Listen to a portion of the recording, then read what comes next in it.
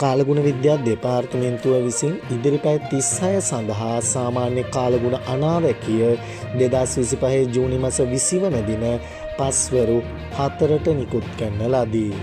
බස්නාහිර සහ සබරගමුව පළාත්වලත් නුවරඑළිය, මහනුවර, ගාල්ල සහ මාතර දිස්ත්‍රික්කවලත් විටින් විට වැසී ඇතිවේ.